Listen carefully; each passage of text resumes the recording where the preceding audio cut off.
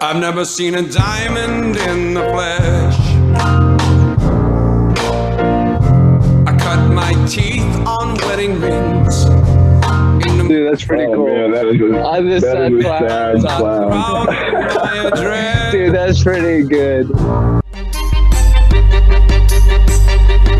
This is the Glue-OOM, bringing you weekly interviews with F3 Omaha Packs, exploring their F3 experiences and finding those sticky elements that create the glue in the Glue-OOM.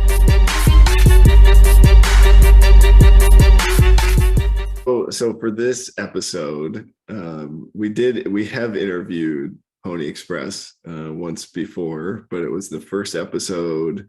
He was really young in his leadership. He did not have a baby. I don't even think you were a site Q when we started this thing. I was not.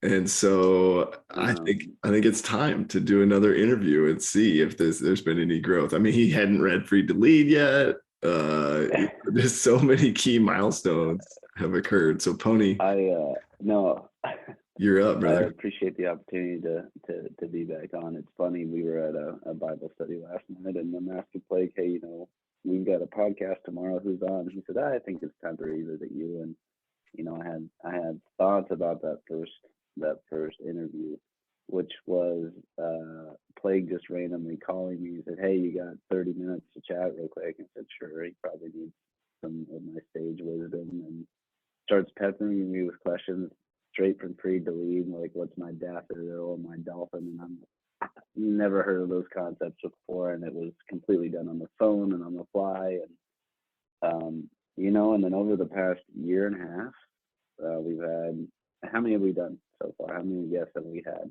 85, 86. Yeah, 80, 85, including some of the OGs from Omaha, right? The origin stories, the Redwoods, and then kind of expanding into other leadership roles here, former PsyQs, and then the true OGs had an opportunity to kind of come on. Dread and Dark Helmet, that was really cool. And thinking about that and all the people that we've had on and all the stories we heard, I almost feel unworthy of kind of being back in, because it's just, you hear all these great stories, and it's, what could you possibly add to what we've heard? So extremely grateful and humbled for the opportunity to spend some time talking to you. Yeah, well, and just I think just as a refresher, remind us again, kind of first workout. I think I know all the details here, but just for guys that maybe don't know, first workout and kind of the naming. How did we land on Pony Express? Yeah. So happy to share this story again, because it's funny. I've made a joke in my recent queue that I led that I had not been working out very much, and it's evident in the guys that I meet out there. We've grown so much over the past 3 years that I've been here. I'm meeting guys that I don't know, and they don't know me from the workout. They know me from the podcast. Like, hey man, nice to put a kind of face to the name and to the voice. And not that this podcast is legendary by any means, but right. Just the fact that they haven't seen me on the Glue-OOM. So happy to share this piece to give you some insight. Production quality has gone up too, so I'm excited for that aspect of it. First workout, a former or an formerly active guy I used to work with here, Hong Kong. We worked together here at a trucking company. He knows I was working on independently at the gym, kind of just lifting weights, following some type of regimen that I thought was going to get me big and strong and make my wife like me extra more. He kind of asked me out, challenged me, said, I've been going to this workout group, and it's pretty tough. I don't know if you can handle it. And I was like, oh man, that was pretty much a hook. But I think I had some natural hesitation, and I think Noto's actually kind of described it really well, in that when Wes or Hong Kong was talking to me about this group of guys that work out and they count in cadence and got names for each other, and they've got weird names for all these exercises, that it sounded corny to me. And that's how Noto's described it. And I remember the first time he asked me, I flaked on him. And I don't think it was intentionally, like I didn't intentionally miss it, but maybe some subconscious part of me was it's not that important to me. It's kind of a corny thing, and so I didn't show up. Then he caught me at work, made me feel bad. That little emotional headlock put you in, some accountability. I show up to the next workout, which happens to be Futurama, on a Thursday, which is in Memorial Park, and about 12 houses down from that location. So I really didn't have an excuse not to go. When I showed up, immediately greeted by a group of guys I had never met in my life, with open arms, which was really unique, and I think kind of even fueled this corniness aspect, because to me, it didn't feel like that type of warm welcome could actually be genuine. It had to be more of a, we want to make sure that this, I don't know, it didn't feel fake. It just, I had this already preconceived notion of how corny and weird this may be, and I think I was just a little caught off guard that guys would be this friendly. And it probably wasn't until the next few workouts that guys continued to be friendly that I realized that it wasn't just some facade they were putting on, and they were genuinely happy to see me. But then when the new guy showed up too, they were just as happy as they were to see me that first time, which was cool. First workout, Trademark was on the queue. Pretty tough beat down from what I remember. I think we were starting at the top of the Memorial and running actually all the way down to Dodge into some form of a 3-man grinder. And I, in my weightlifting days, I was not doing any cardio, or it wasn't a priority, and so I got absolutely smoked. I think at one point I actually, for the end of the workout, I was running back up the hill, and I just remember thinking, I don't know these guys anything. I don't know them, and I want to quit. So I'm just going to start walking up this hill. And the moment I had that thought, and I think this is like really cool, the moment I had that thought, I want to say it was Foster or someone just came up, slapped me on the ass, and said, "Hey man, let's get it in gear." And I was like, "Okay, yeah, sounds good. Let's go." And 5 minutes later, someone called Omaha, and it really was encouraging to have someone there that didn't know me. I was on the verge of quitting, and it almost was like God or Sky Q or whoever just giving me that little nudge in the form of someone just encouraging me or pushing me along to get me to finish it. Not knowing at the time that I was the famed 6, right? Right? At the time, you're like, God, I'm at the end. These guys are just going to leave me in the dust. People are laughing at me. And then you get a guy that's coming to pick you up. Say, hey, man, let's do it. Really sweet. So that was a workout.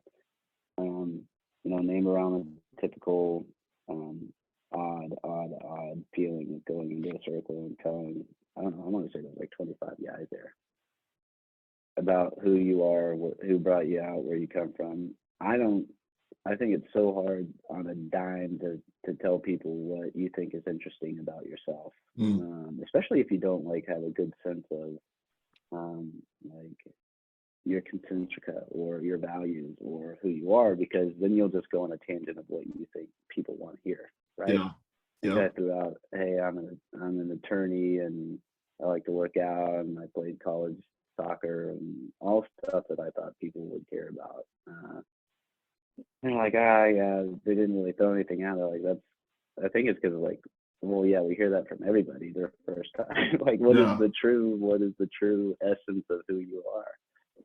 And someone asked, well, you're an attorney. Where do you work for? I'm like, oh, our company hauls mail for the Postal Service. And I want to say it was Conry or someone yelled out Pony Express. And it was immediate. There had been some other ones tossed out early on, but as soon as someone said Pony Express, Trademark was that's it. Yeah. And I don't know, what do you do with that? You don't really know what that name is, and you're like, well, I don't even guarantee I'm coming back, so I guess it's whatever. They can call me whatever they want. Yeah. So yeah, that's kind of you got how I got the name and that first workout, and I'm curious to kind of hear how I described it in the first podcast. And Yeah, hopefully the stories align. Yeah, no, I love it. And it is cool just hearing those stories again. I'm curious, something that you always ask our guests on the show, but where were you at before? I mean, do you think, was there anything going on in life that maybe was, motivator or maybe even subconsciously that piqued your interest with a group like this? Yeah, I think, the call to action or the challenge from Hong Kong, I think had something to do with it. I think, men like to be challenged. They don't like to be told they're not good at things and that you can be easily defeated by something that seems simple. And so that had something to do with it. I think maybe the bigger hole that I didn't realize was there is that I had just moved to Omaha with my wife. We had gotten married in May of the year prior. In August, we moved to Omaha. And during that year before I came out, I had made very few friends. Like I had work friends, right? You go into the free dipping, I had my legacy friends and that were not here in Omaha. They were in parts of the country. My wife had some work friends and I became friends with her husband. I had my own work friends, but they weren't like true friendships. And so when Wes asked me, we had become work friends, and maybe there was a part of me that kind of wanted to deepen that to where it was more than just, hey, we know each other at work, we say hi and bye, and we've grabbed beers a couple times. And so that's kind of where I was, and that's, I think, why I kind of accepted the call to action. Looking back after 3 years, that's probably what it was. Not so much the challenge of it, but that's probably the opportunity to get and meet some new guys. Yeah, no, it's interesting, right? There's obviously stuff going on that maybe we don't fully understand even.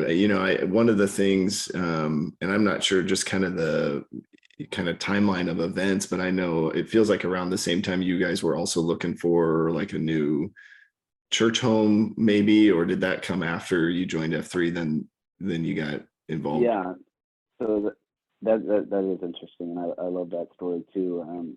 When we moved, we were looking, but that kind of, just like everything else, you come up and you negotiate with yourself, and you have all these excuses of yeah, we're not making it a priority right now. Like we've got all these other things.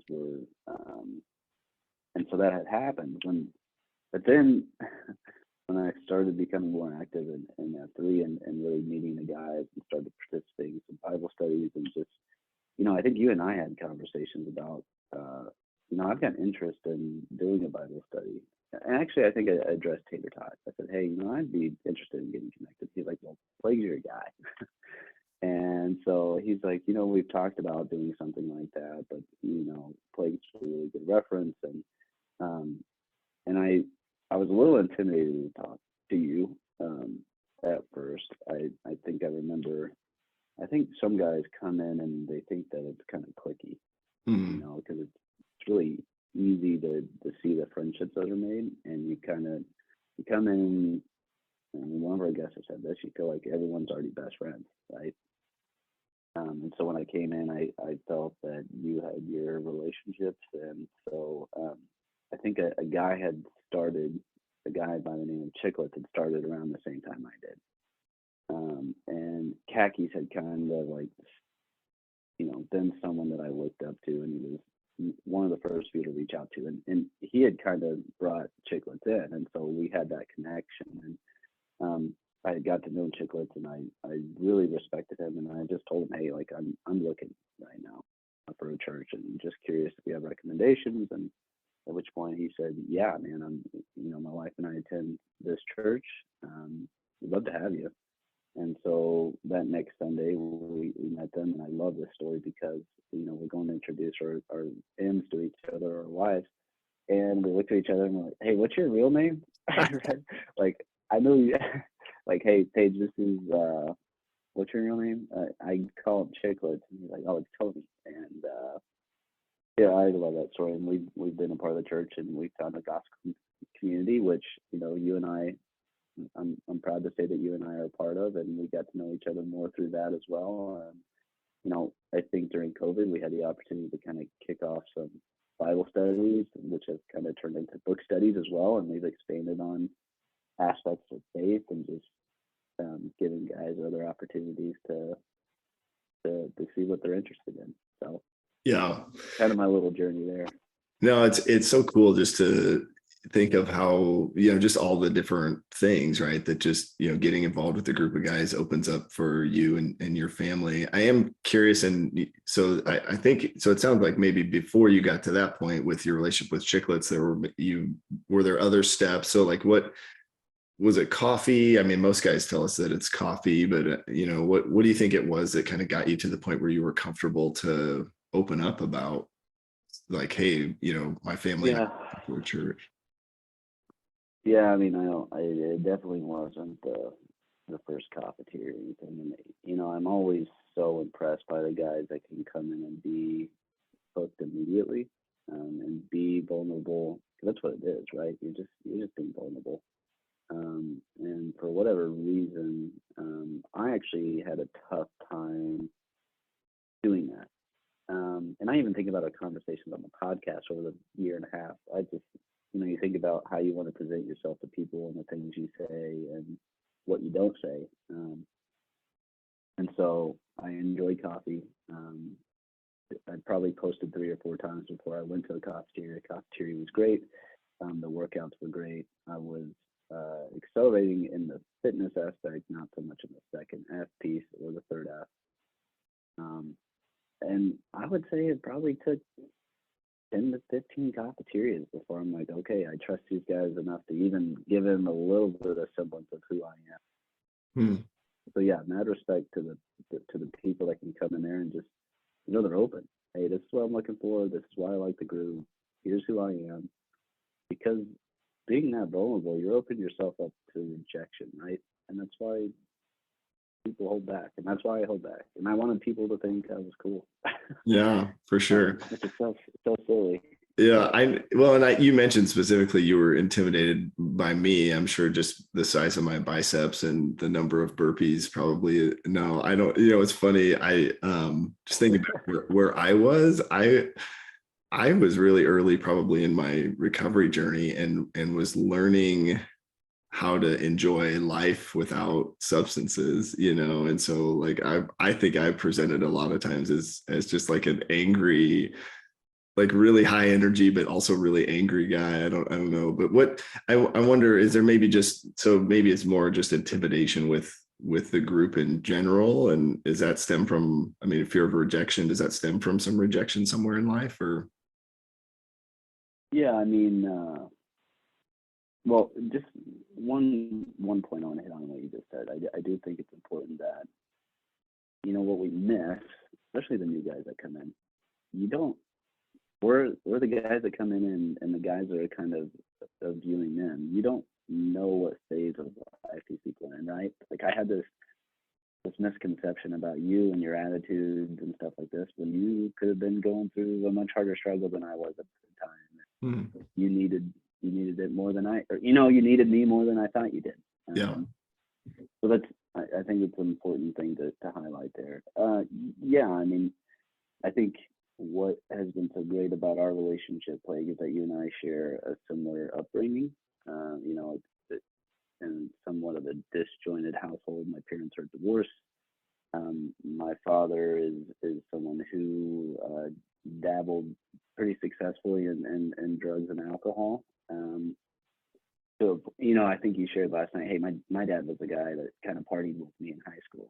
Mm-hmm. Well, I wish my dad partied with me in high school. He was he was too busy hanging out with his other friends that partied. And so I think that's kind of where that sense of fear and wanting of acceptance comes from. Is I've grown up my whole life of wanting, and I've attached myself to father figure role models. Like, what's so appealing about people like Khakis, Wait Time, chicklets, people, bandolate, people that take an interest in a young individual who seem to have their lives together. I think that's why I kind of had a tendency to gravitate towards people like that. But yeah, I mean, that's probably where it stems from, I guess. Yeah.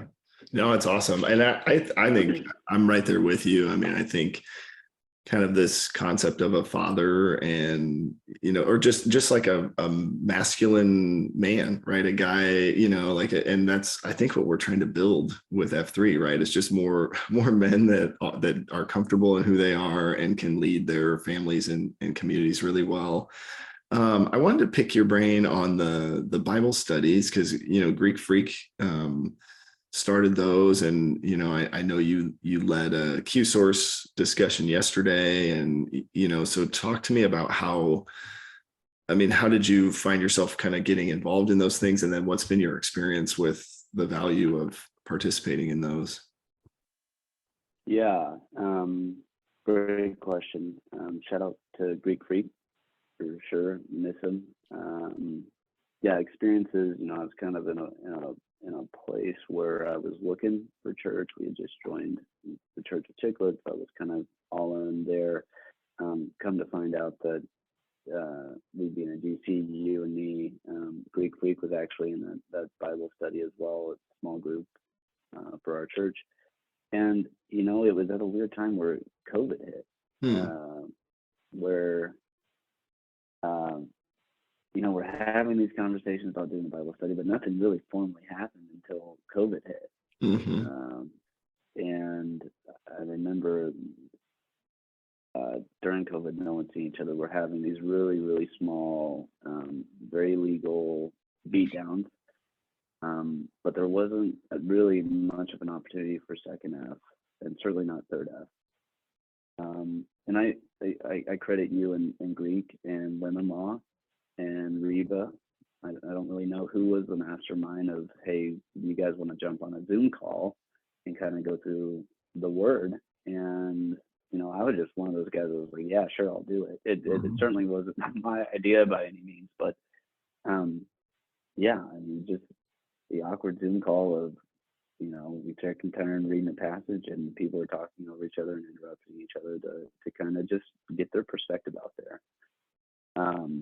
I think I mentioned it kind of grew into something else, which is just so cool.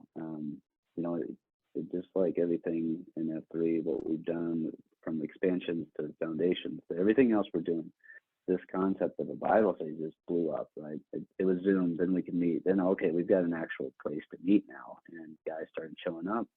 Then, someone says, hey, what if we do some guided prayer? What if we read some material that kind of puts us on some type of direction instead of just reading random passages? And that grew and that blew up. And then, then we started offering it before the beatdown. And the experiences have been great.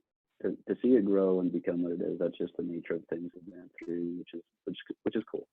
You expect those things to happen. I guess the beautiful part of it is the opportunity to, one, for me as a young guy, I think I joined at 27, hear 50-year-old men give me some perspective, and maybe I can take one little nugget from you, from Greek, from Reba, from whomever it is they've dealt with, and it can help me kind of deal with whatever I've got going on. I think what is missed in a pre-run or at a normal beatdown is it's very difficult to get to know someone, especially if you're smoked, right? If you're smoked, after pre-run or something, it's just like the last thing you want to do is just talk.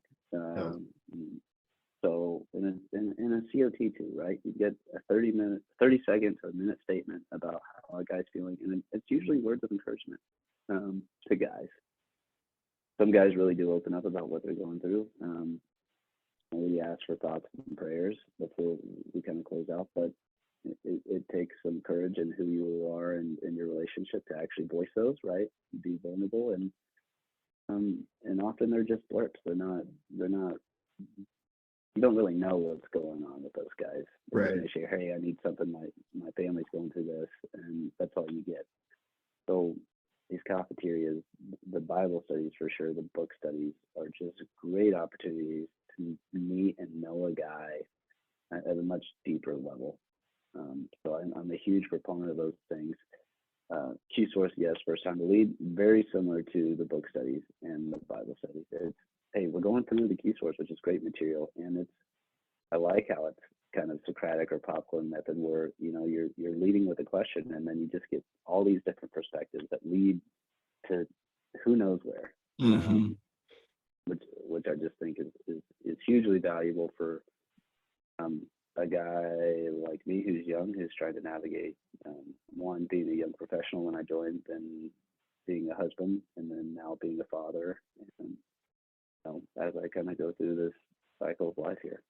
Yeah, man, I love that. And there's so much to unpack. For me, one of the things about both like Q source and the book study, right, is it takes some guys, like I'm thinking like Samples and Chicklets and Wentworth and, Grills and, Sister Act, I think was there the other day when I went. Da Vinci is going to those now. And what's really cool is like you're reading a book and there's a topic, right? A chapter that you're reading, and guys are sharing like, I don't know, I read this section of the book and this is what I thought, and this is what's difficult for me. But there's no like prescription of we're reading this book and you have to now behave this way because of what the book says, right? It's just like guys sharing life and their perspectives. And I wish somehow more guys would join, because I think there's so many guys in F3 with unique perspectives and life experiences, but I'm so thankful for the guys that have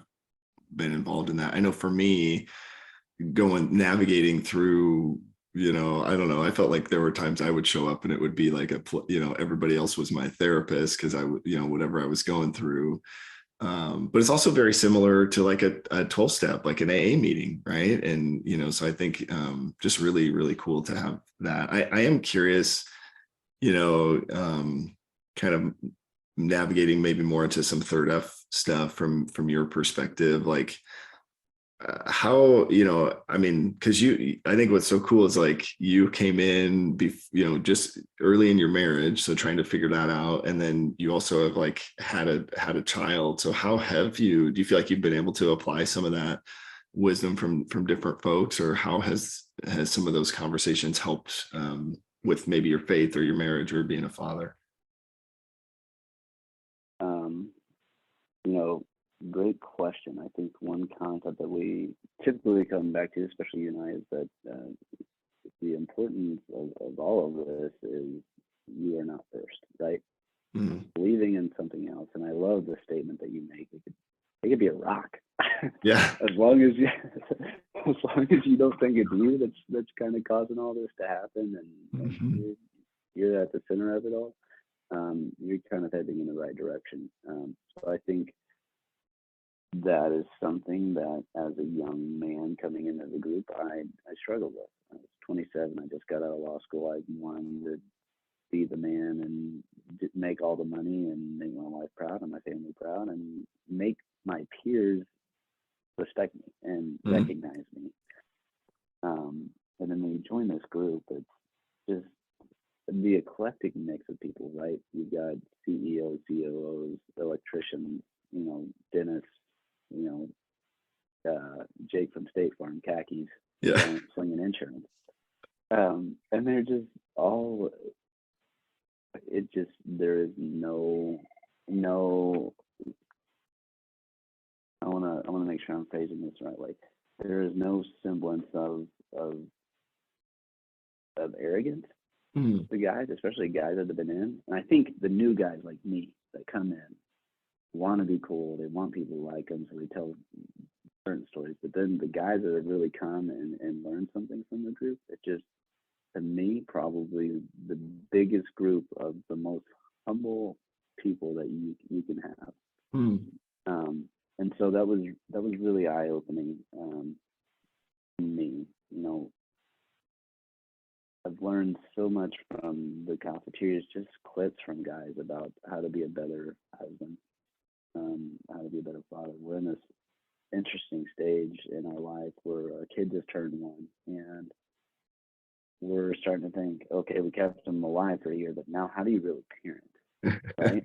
Yeah. He's starting to learn. He's absorbing what he hears and what he sees, and at this point is the first time probably. I mean, Paige and I talked about this last time. What's weighing on our heart is, how do we parent? You know, what is it that we're exhibiting to him that he's going to latch onto, and how can we eliminate all of the negative things that we possibly can?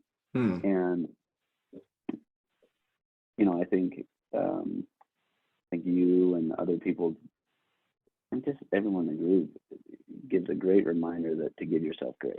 I've heard that a lot from other people. Anytime you're struggling with people, it's like, well, learn to give yourself some grace. And then I really just kind of look back and say, okay, how do I think Samples will handle this? What has he said to me when he's dealt with a particular circumstance? And I think that's the beauty of all these different extracurriculars that F3 provides, is that it's always unsolicited advice that you're getting, but it's always coming from the best place. Yeah. It's coming from guys that you respect, and so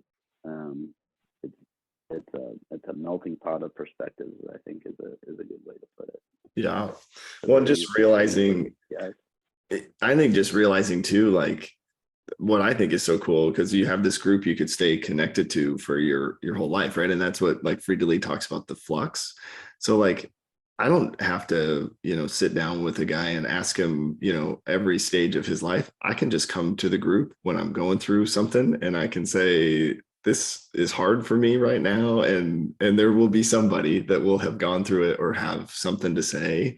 And that's been, I think, the most valuable for me, because it's hard to predict what you're going to be going through and when, and I think for me, the most helpful thing that another guy can say is like, me too, like, that's hard for me too. Like, I remember when Mary was first born, and like, whatever it is, I just struggle, like, because I'm selfish and newborn babies are selfish, and like, and so I just struggle with that. And I remember a few guys saying, me too, and here's maybe some things you can do to help. But I am curious too, because I do see you really dive it, like, leading your family. And I feel like, we talked to Bovine last time, and his approach, like, as he was getting married, having kids, he like got more engaged and became a site Q, and you maybe took a different or like just opposite approach. But I'm curious, how's it going, and what are you learning, and what I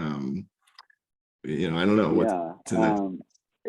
That I really enjoyed that from Bovine, because you do get the different perspectives, and I thought about that. I jokingly said in my COT I posted 4 times in 2022. I posted way more than that, just so everybody knows, but that's what it felt like. From going 3 to 4 days a week to posting maybe once every 2 weeks, every 3 weeks, was a huge change for me. And it wasn't, we talked about the flux, right? We talked about, at a certain point around year 3 or whatever it is, the enthusiasm for the group, it just naturally dies down, right? And that's the whole point of this podcast, was, hey, how do we keep guys engaged? I would say that my decision to kind of slow down wasn't done because of a lack of enthusiasm. It was put more focus on my family. What happened was, I was right around 12 weeks when my wife was going back to work. She was really having an emotional experience, and I was downplaying it. I remember thinking, like, well, what's the big deal? Like, I do this all the time. I go to work, and then I'd see my kid after work. And then she asked me, she said, well, I'm staying home right now, and I'm having to completely transition my life to where I'm giving up valuable hours with my kid. And I said, oh, okay, what are you saying? Well, then she asked me, how many hours do you see our kid in a day? I'm like, oh, after I get up, I work out, and I get back in time for about 30 minutes to see him. Then take him to school, and then I'm home by 5, and he goes to bed at 7. So I get about 2.5 hours of time in with my kid, not on the weekends. And I think at that moment, I kind of had a realization of, okay, I need to change some things. I had hobbies that I was willing to give up. I gave up some of those. I no longer practice jujitsu or anything like that. My 3 hours are spent at home, and I will tell you that they're the best hours of my day. Mm. It's corny, but you like the best part of my day is coming home and like watching him like just hang out, crap his pants, learn to walk, whatever he's doing. It's like the best part. Yeah. And so, do I miss seeing guys out there? Absolutely. We're in a different stage now where I can see my participation uptick. I commend Bovine for really taking on a leadership role as bringing the kid. I don't know how he did it. Mm. So mad respect for that guy. And I think I try and keep in mind that I think for a lot of guys, Bubbles is another good example, and you who have come in young, have kids, continue to have a good output, and really still provide things for guys in the group. But I do try and remind myself that a lot of times guys find this group and they're later in life and they've got grown kids. Mm-hmm. So they're established in their careers and they've done other things. So they're now kind of coming and realizing that this is a priority, and I'm hoping I'm getting there. I don't think I'm there yet, but yeah, I don't know. That was a long rant, but Yeah, no, you're good. Was coherent.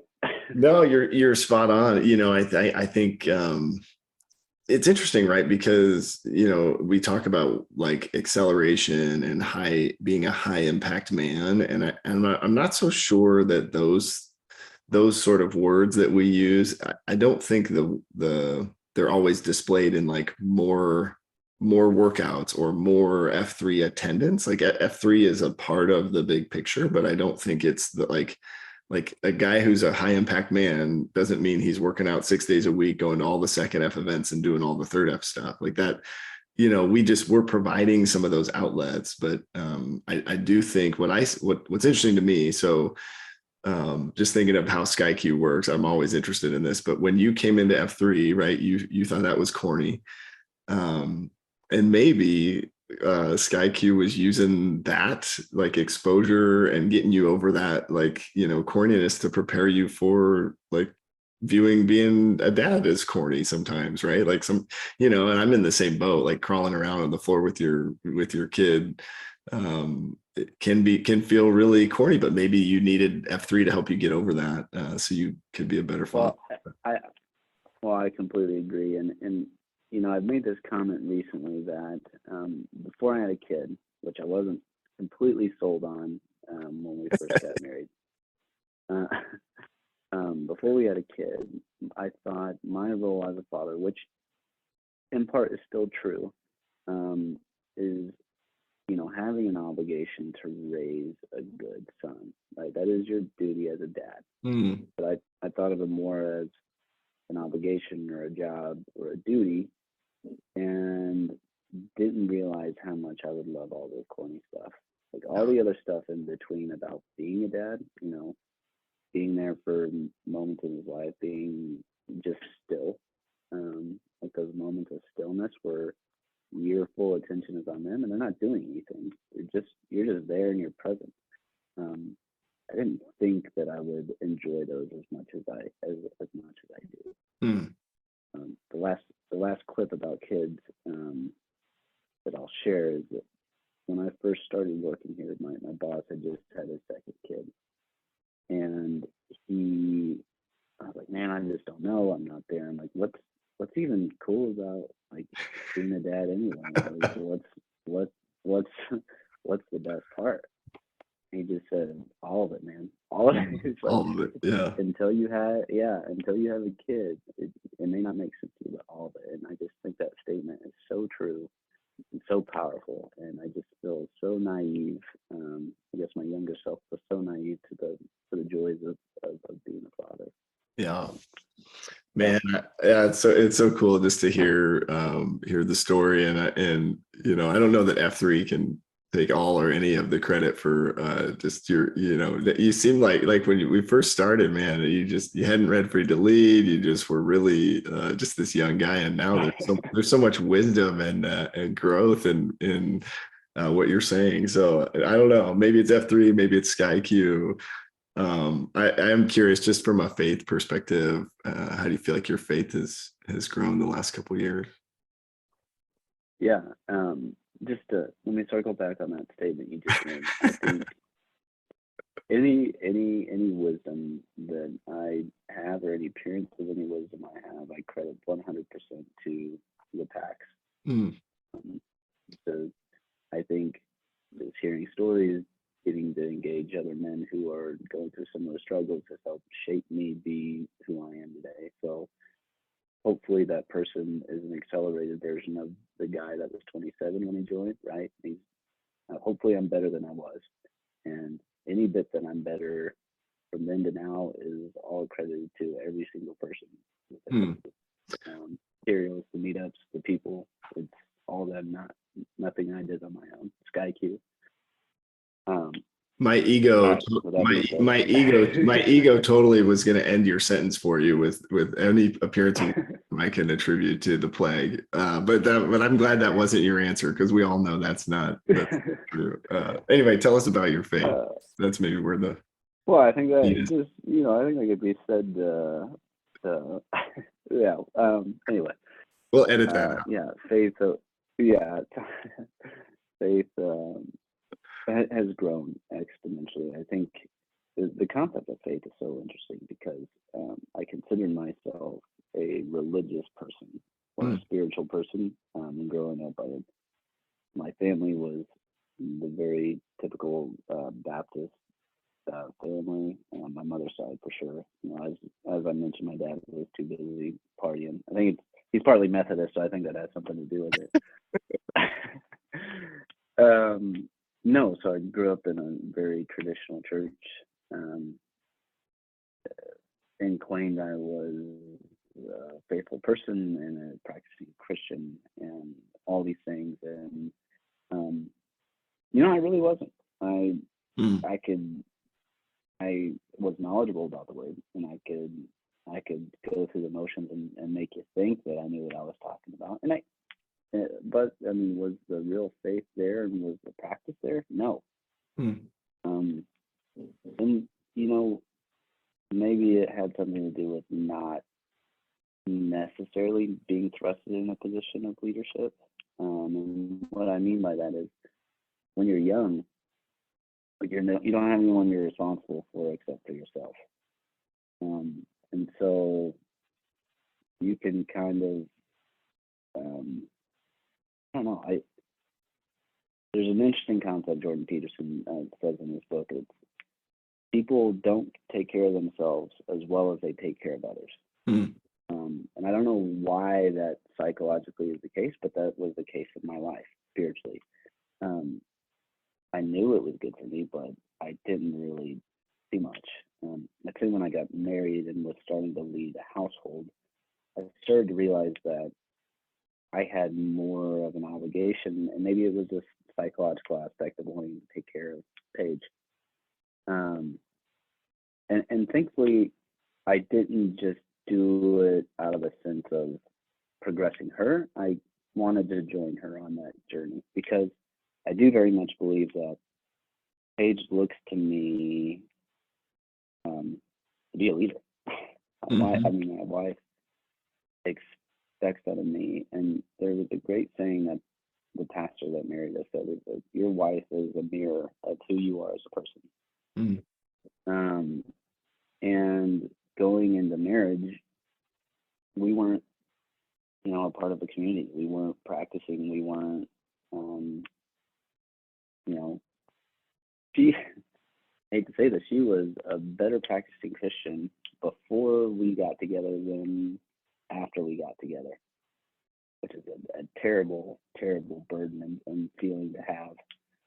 And so I took some responsibility to better myself, and I did it for her and for me, and then you add a kid to the mix, and there's another person you're responsible for, and that's what I was saying. We're kind of in the stage of what do we do, and how do we parent? And I think the safest way, the safest way to parent, at least for me, is to follow the word, follow something that I know is true, that is unwavering, right? And something that I like to equate, my religion to math, where math is so certain, and there's although it's complex, right? You know that it's gonna stay the same. And I think that stability is something that's so important for raising kids, for leading a family, and so that's kind of what I look for. It's definitely grown, and I think it has to do with the experiences in my life of starting to lead a family. And I think that's what it took. I think the guys along the way in the group, kind of helped nurture that and help me become who I am, and help me tackle some problems. You and I have had conversations about, oh man, my wife is saying this stuff to me, and I feel bad, but it's like, what's the big deal? And you remind me, well, God uses your wife, right? Like the things she's saying are things that she sees in you and what God sees in you. And things like that have really stuck with me. So that's a good example. But there's other guys out there that have done the same thing, right? Girls have said to you, like, I think you were complaining about something your wife said, and girls have the tenacity to say, hey man, would you say that if your wife was here? Like, right. Is that something your wife would appreciate you saying about her? Yeah. And it's just like moments like that are what this group can provide. Yeah. And has helped shape me, shape people like you. Yeah. I love it, man. And I think that's what's so important of, like, when guys are coming to the group, and maybe early on they feel like they have to present themselves in a certain way, but ultimately, like, be who you are, feel what you're feeling, and rely on the group to correct. Like, I think there's, but if you just are kind of a fake version of yourself, then some of that iron sharpening iron, that we talk about all the time, that can't happen if you're not, being authentic and having real feelings and thoughts. And, so yeah, I love that. And it's really encouraging just to hear, Holy Spirit or Sky Q, whatever, kind of tugging at your heart to say, hey, I want you to lead your family in this space. And then to see your response, I think is really, really cool. I know, as we're thinking about other questions and just looking at the clock here, do you have an 11 o'clock? You got a few minutes. I've got a few more minutes. Yeah, I got some time. Okay.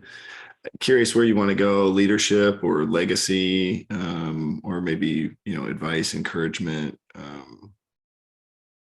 Yeah, I'll tackle all three as quickly as I can. So on the leadership piece, I want to talk about it in a different way. I want to highlight the importance of identifying leaders and promoting them and nurturing them. Because I think that's one thing that I did a disservice to my site for a period of time. As a site Q, I did it for possibly the wrong reasons. I thought it was the next cool thing to do in F3.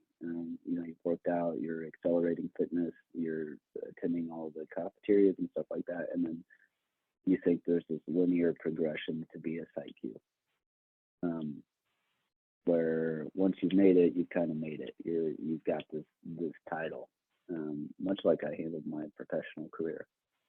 It wasn't until Sparty came and he was at the Woodshed, and in his COT, he made a comment about how important it is for this group, and he just reiterated our goal here, right?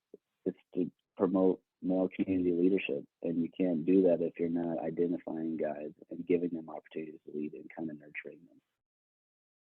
And that weighed really heavy on my heart because I think initially I took offense to it in that,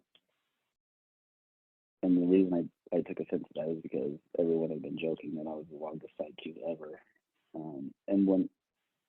And I think what they were really trying to say is like, hey man, you're not giving people an opportunity to lead.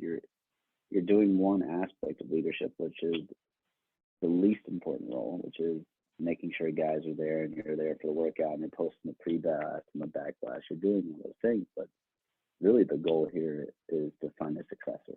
You're trying to give opportunity to people to lead.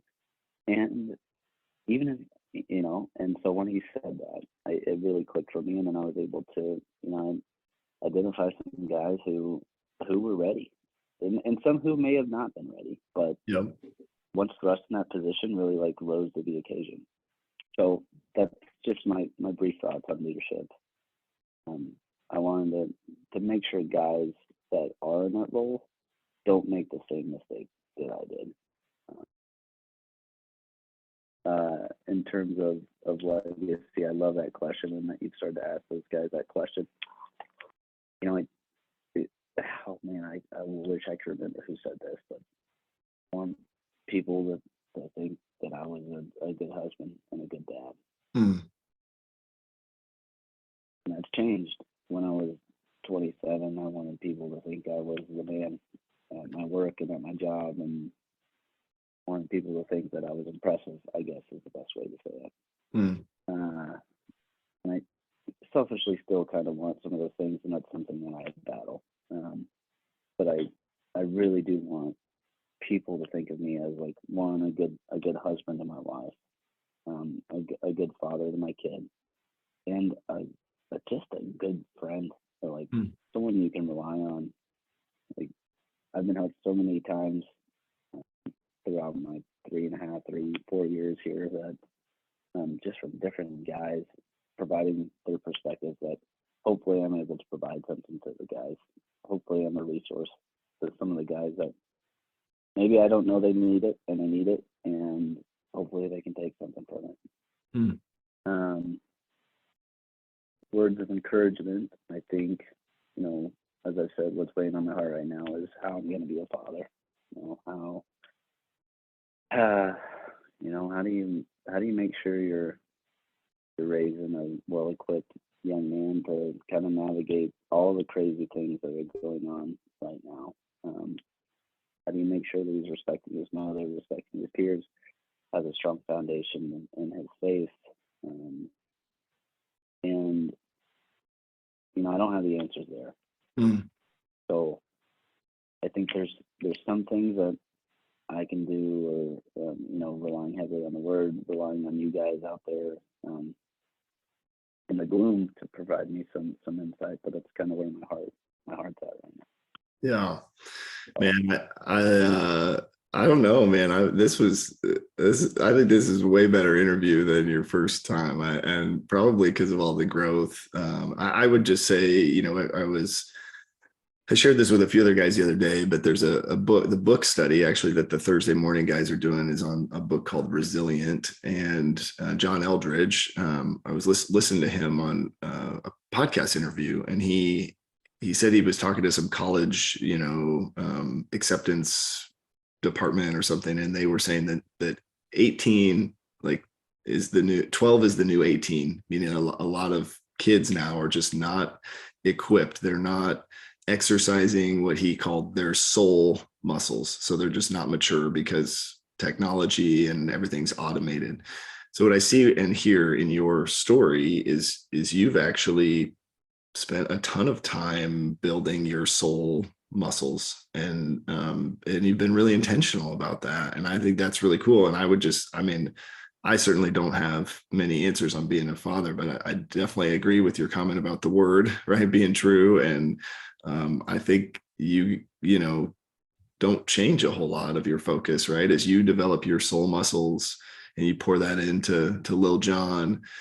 I think that's where you're going to see the things continue to grow. And I love your story, and just your I don't know, you're for such a young guy, I think you've at least got the most important thing figured out, right? Which is that you're not in control, and that the kind of the things of this world are not always worth the chase, right? And so I just admire that about you, man. And I would say we've heard feedback from this podcast that you ask better questions than I do, which I'm a little bitter about, but I'm working on getting over it. But I will say, as your friend, you've always asked really good questions, and I would lean into that strength just in self-reflection too, because I think you're the type of guy that you will give your opinion, but you're also like really interested in just hearing how other people are living and interpreting. So man, just really appreciate you and love you. And I'm bummed I missed your cue yesterday, but hopefully I'll be there for maybe, I don't know, what next time you're posting, like in June or something, or what? I'm kidding. Actually, that is the actual next time I'll be on the queue. So far, I might pick up another, but that really is. I think I'm queuing sometime in June for Tenderfoot. So it's Yeah. when you say that. But thank you for the opportunity to kind of share my story again. My hope. Well, I guess I'm encouraged that you've seen some growth. Again, my hope for this podcast, for what you and I do, for when I go post in the Glue-OOM, is that someone can take something from what we're doing, what I'm saying, my actions, whatever, can just help someone along the way. And I want to do better about making myself accessible to guys. I don't have many answers, but I'm happy to share, and I'm happy to attempt to be more vulnerable even with the new guys. And it's something, probably a call to action that I could do better. And maybe a call to action for other guys too. Even the new guys, when they're coming in, I can be standoffish and not be the most open person and be better there, because it's ultimately what I want. I want guys to take something, say, hey, he helped me in some way. So. Yeah. Love it, man. Anything else on your mind that maybe we didn't cover? No, I think. Okay, one thing. One last parting thing. Is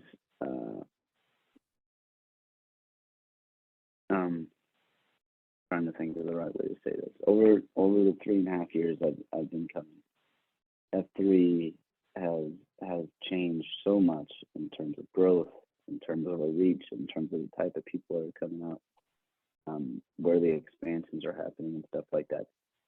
What is encouraging to me is that we have not lost, what I consider our core mission, right? They haven't lost that, and they haven't lost the authenticity that I think existed whenever we were a couple sites deep. So I encourage you to continue to bring new guys out. I've learned a ton from it. You've learned a ton from it. It's still there, right? Yeah. The spark is still there. It continues to be there. It's evident in the growth, but you never know who needs it. So even though we're growing, and it may not be as shiny as it was 3 years ago, 2 years ago, it's not about you, right? It's about the guy that needs it. Yeah. So I would encourage everyone to kind of share the little bit of joy that you got out of here with someone else who may need it. Heck yeah. Yeah. Keep giving it away. I love that message. All right, man. Let's do a little name-a-rama here. Brandon Pliardi, 37, The Plague. The Plague. I'm John Woodworth. I'm now 31, and my name is Pony Express. Pony Express. Nay, I'm thinking with all the growth, man, it's because a pony is like a baby horse, right? So maybe we just change like horse Express. I don't know. That doesn't have a good ring to it. It's good. It'll be Pony. I don't know. I did hear someone was called Stallion and got the name Stallion from a little. That's a good name. Challenge that individual. Yeah. Yeah. Awesome, man. Well, hey, great chat. Thank you again, man. Yeah. Have a great day. We'll talk to you later. All right, love you, buddy. All right. You too. Bye. Bye.